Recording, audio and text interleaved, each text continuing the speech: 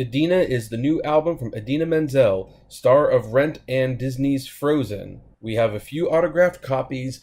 Get one while you can. It is our featured item of the day. You can buy it at the Great Media Universe store. Link below. Hello everyone, this is Kevin, your entrepreneur, and Uber has gotten some good news. They have gotten some good news, some very good news. In fact, they consider this to be very successful and proof that as a company, they are going to be just fine because their total income has raised to $1.75 billion in the last quarter. Also, they have booked over 20 million rides, which is up from the 15 million rides from the previous quarter. So, good for them. As for money they've made, well, they didn't make any. But, here's a positive thing. This is the good thing. They only lost $675 million. That is down from the $700 million that they lost from the quarter before that. So they are raising their intake of money, raising the rides that they book, and their losses are going down. So that's good for them, right? Well, it is, but it's still not great. Silicon Valley strikes me as odd. It's bizarre to me to think that in an industry where Google and Apple and Facebook reign supreme with how much money they make, that money-losing endeavors are allowed to go do. Amazon, one of those things that always loses money.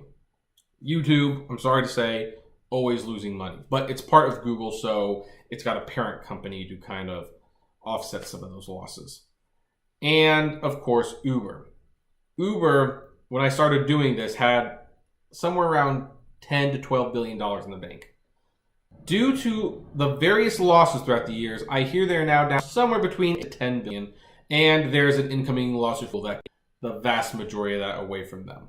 And a lot of the losses stem from not only subsidizing the rides, but simply the sheer amount of times they've been sued and how many times they've had to settle, and that's just how they run things.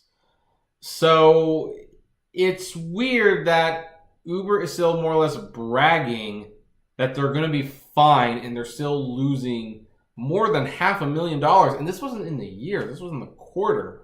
That means Uber has lost more than $1 billion this year. They have probably lost more than $2 billion.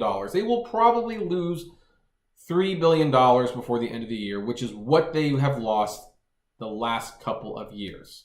They have lost between $3.4 billion and $3.7 billion every year the last couple of years. If this is just a hair over $3 billion, then, I mean, they can't be losing that forever. That slush fund will go away. I don't know what else they can do. I mean, they have strategized ways to start cutting their losses. And I will explain them in one of the videos that will go up either today or tomorrow or maybe even Sunday. I'm filming a lot of these in advance. I can have them scheduled out and spread around a little bit. So, daily content. But yeah, make no mistake, Uber is still losing money. They keep getting more clients. They keep booking more rides. More money comes in. They're still losing more than $500,000 each quarter.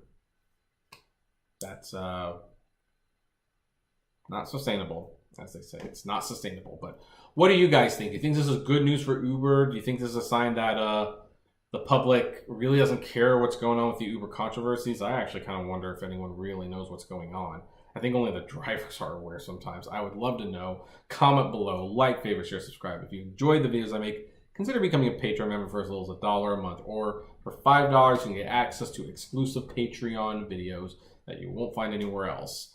Or if you want to try driving for Uber or Lyft, they're still giving out really nice referral bonuses. So use my referral link below and you can get one too. And you would also help me supporting the channel.